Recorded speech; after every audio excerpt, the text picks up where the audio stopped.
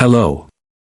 Today General Hospital will reveal during the intense and suspense-laden week of General Hospital from Monday, August 4th through Friday, August 8th, the fabric of Port Charles was pulled tighter with a series of dark encounters, raw confessions, and connections that no one saw coming. Each storyline, while seemingly disconnected, weaved into a larger tapestry of deception, regret, unfinished business, and emerging truths. Beneath the surface of casual dinners and spa retreats lurked secrets that threatened to erupt and reshape every life they touched. On Monday, the shadows seemed to lengthen, both literally and metaphorically, as Anna Devane found herself drawn to the docks at night, a place long associated with danger, disappearances, and clandestine deals. What was meant to be a quiet moment of reflection turned into a fateful confrontation when she encountered Liesl Albrecht, the woman whose sins and secrets had haunted Port Charles for years. The look they exchanged said more than words could convey, each woman carrying with her the weight of unresolved betrayals, hidden alliances, and personal vendettas. Liesl's presence at the dock was no coincidence. Whether she was there to send a message, uncover something, or deliver a veiled threat remains a mystery, but Anna's tightened posture suggested she knew this was not merely a chance meeting. This encounter might have opened doors to old memories and wounds that Anna believed she had buried, signaling that something darker was stirring beneath the calm surface of the harbor. Elsewhere, Alexis Davis was pulled into an entirely different kind of intrigue when Ava Jerome extended an offer that appeared generous on the surface but reeked of ulterior motives. Ava's help, often wrapped in beautiful words and carefully chosen phrases, has long been a double-edged sword. The promise to assist Alexis in a big endeavor hinted at a game of manipulation or perhaps a trap hidden in plain sight. Alexis, a woman whose moral compass had been tested more than once, appeared wary but intrigued. The question remained whether her desire to right wrongs or gain leverage would blind her to the consequences of accepting help from someone like Ava. This offer might lead her back into dangerous territory she had worked so hard to escape, perhaps even drawing her into a scheme where she could either emerge triumphant or be utterly destroyed.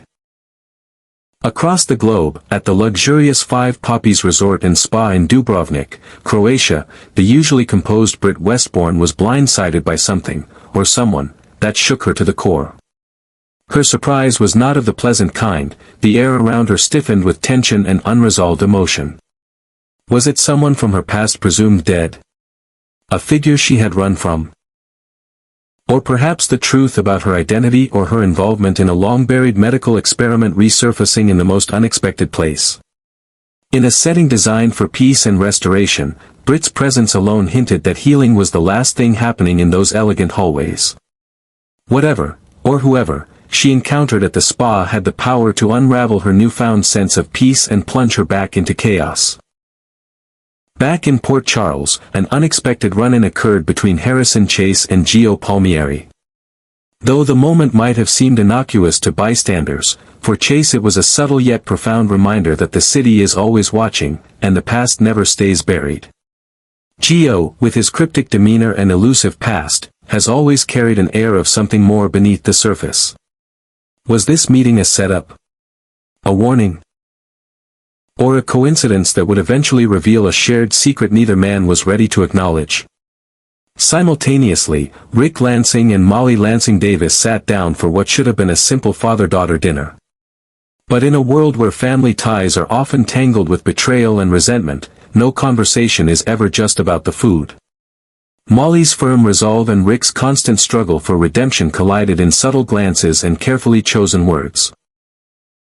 Underneath their familial exchange simmered a deeper question: was this truly a reunion of healing, or the beginning of another long-standing rift?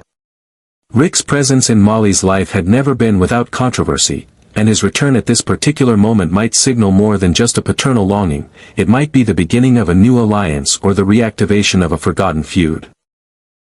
On Tuesday, the temperature rose further as Carly Spencer faced off in a pointed and emotionally fraught discussion with Lucas Jones. The topic, as anticipated, revolved around Sonny Corinthos and the recent kidnapping of Marco Rios. Carly's loyalty to Sonny has never been in question, but this time there was an undercurrent of doubt, perhaps even regret, in her tone. Lucas, known for his moral clarity and tendency to challenge the status quo, likely pressed Carly in ways no one else could. This wasn't merely a disagreement, it was a reckoning. The kidnapping, the violence, the endless justification of criminal behavior, all of it was laid bare. Carly, confronted with the cost of her unwavering loyalty, might be forced to consider whether love alone can justify the destruction left in Sonny's wake. Meanwhile, Michael Corinthos found himself unable to shake growing suspicions. Though outwardly composed, internally he wrestled with unease over the recent appearance of Daisy Gilmore and her enigmatic stalker. There were connections forming that didn't make sense, behaviors that defied explanation. His thoughts turned to private moments, hushed conversations, and strange coincidences that, when strung together, formed an unsettling picture.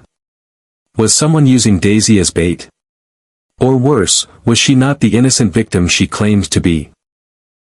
Michael's quiet investigation could soon place him directly in the line of danger, especially if he uncovered something meant to remain hidden. Elsewhere, Jason Morgan turned to Sonny in a rare moment of vulnerability, possibly revealing what he had recently learned about Britt's survival. Jason, a man of few words but unshakable convictions, would not confide lightly. Whatever he disclosed must have carried grave implications, not just for Britt, but for everyone connected to her. Perhaps her survival wasn't just a miracle, but a manipulation. A cover-up. A warning. The fact that Jason chose to share this with Sonny instead of acting alone suggested a threat that demanded urgent action, and possibly, brutal consequences. Willow Tate, caught in her own whirlwind of remorse and desperation, made a private vow to redeem herself. Her recent choices had led to heartache and fractured trust, and though her intentions had never been cruel, the damage was undeniable. Her path to redemption wouldn't be easy, and it was clear she was willing to go to great lengths to prove she had changed. But guilt is a volatile fuel, and whether it would lead her toward grace or push her toward self-destruction remained to be seen. Jen Sidwell, meanwhile, began maneuvering behind the scenes, subtly attempting to thwart Tracy Quartermain's plans. The motives were unclear, whether Jens was protecting someone, manipulating events to his advantage, or simply sowing chaos. But Tracy, always a formidable adversary, would not be so easily stopped. The battle between them was not just one of strategy, but of legacy. They were fighting for the soul of something much larger than either of them realized, and it was only a matter of time before the sparks ignited into full flame. As the week in Port Charles unfolded, each scene added another layer to the complex emotional and psychological web that defines General Hospital. No relationship was left untouched, no secret remained safe, and every interaction carried the weight of what came before and the danger of what was yet to come. Whether on the docks, in the hospital, or halfway across the globe, the characters were drawn inexorably toward revelations that could break them, or set them free. But in Port Charles, freedom often comes at a cost, and someone always ends up paying more than they bargained for. On Wednesday, August 6th, General Hospital plunged its characters into a web of shifting alliances and emotionally charged confrontations. The atmosphere of Port Charles became increasingly volatile as past lovers, estranged families, and unexpected connections resurfaced to blur the line between professional duties and personal vulnerabilities. Each encounter held the potential to either heal old wounds or reignite long-buried tensions, pushing characters toward uncharted emotional territory. One of the most intriguing developments emerged from Sonny Corinthos' encounter with ADA Justine Turner, a formidable force in the district attorney's office.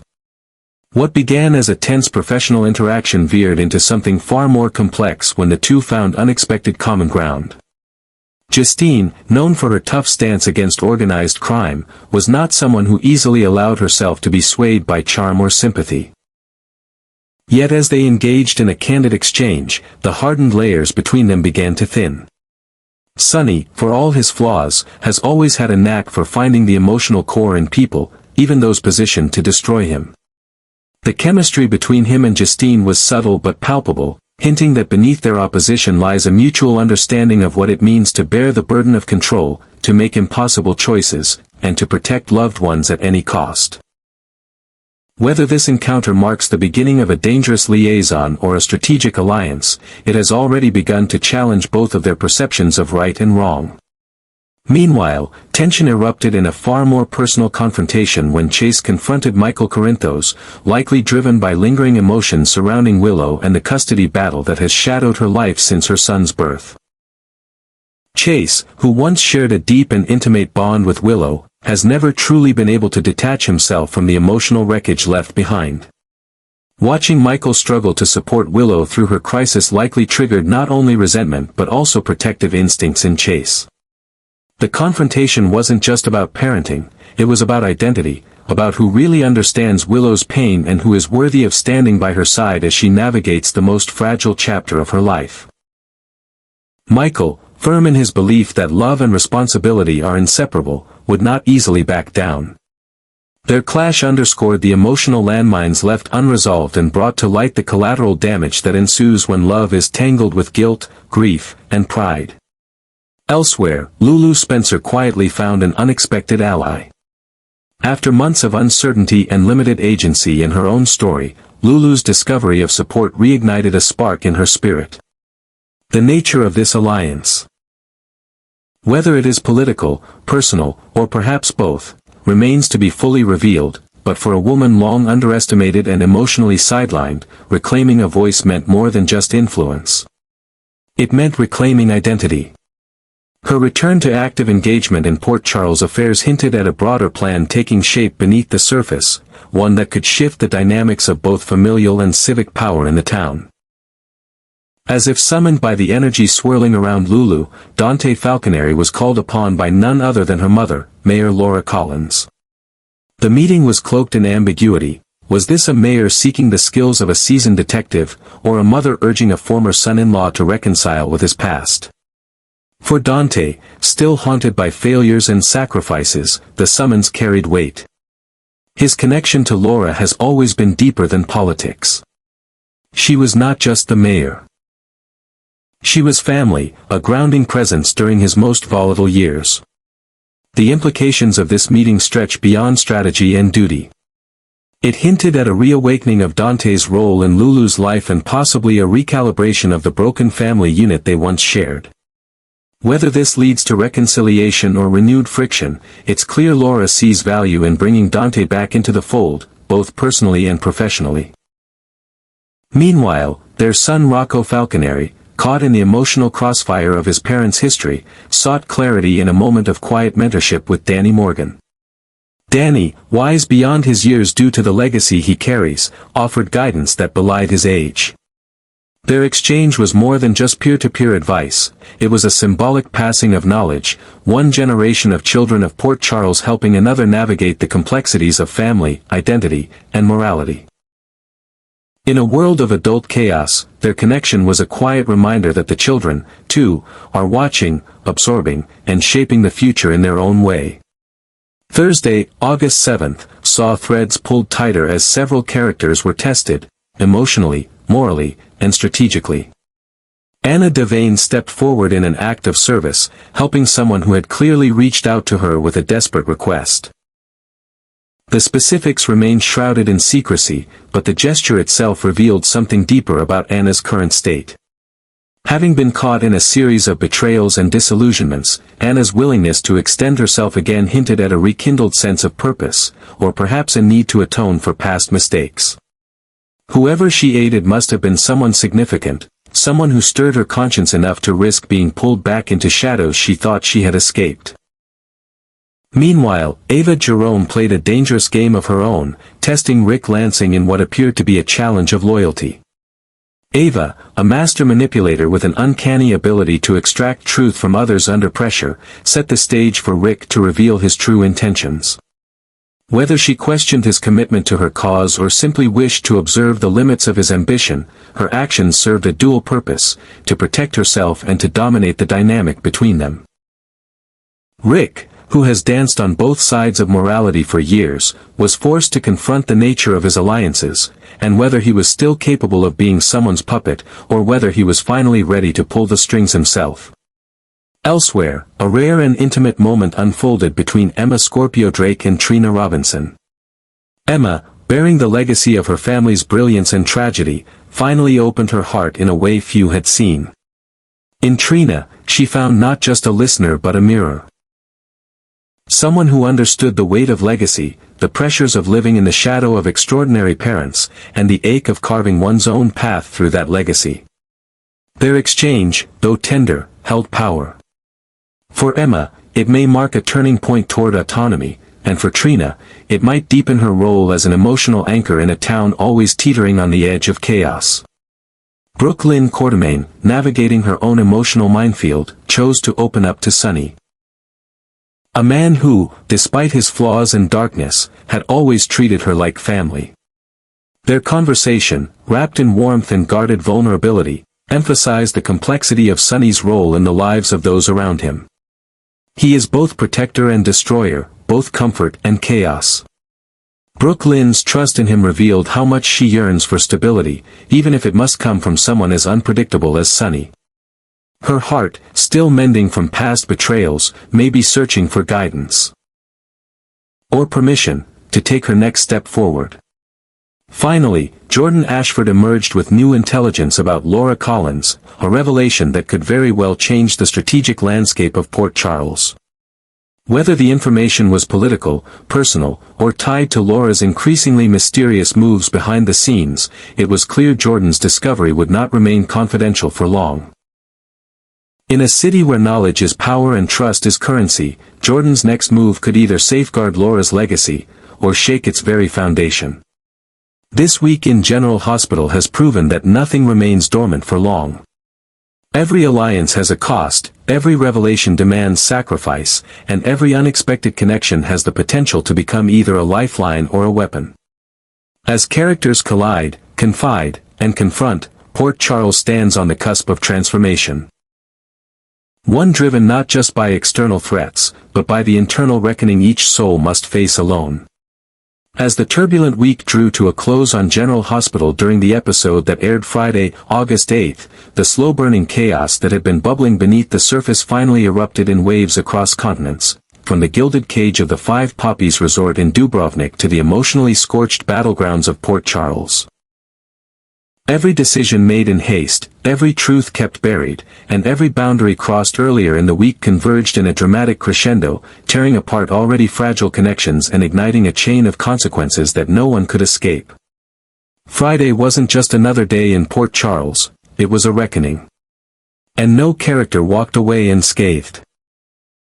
In the heart of Dubrovnik, surrounded by manicured gardens and faux serenity, Britt Westbourne stared out across the moonlit expanse of the resort's grounds. The security cameras that once felt like a safety net now loomed like watchful predators. The car she once had access to had been impounded, her phone no longer responded to signal, and the staff, at first warm and accommodating, now answered questions with eerie neutrality. For all intents and purposes, Britt was a prisoner dressed in silk. But Britt had never been the kind of woman to accept a cage, no matter how luxurious. Despite being given a direct order to stay put, an order presumably coming from someone far higher in the food chain than she dared to admit, Britt made her move. The plan had formed days ago, etched in fragments during sleepless nights. She had memorized guard rotations, learned how long the emergency generators kicked in after a system reboot, and calculated the seconds she'd have to slip past motion detectors if she triggered a false alarm in the West Corridor. She wasn't just escaping, she was reclaiming her freedom from a scheme that had taken far too much. Somewhere inside the resort, she suspected sensitive information was being transferred or manipulated, perhaps something tied to the WSB, or even her own genetic legacy. The car wasn't just a vehicle, it likely contained her tracking equipment, her notes, her backdoor access to the systems she once helped design. If she could just reach it, she could start to piece together the conspiracy that had pulled her into this trap.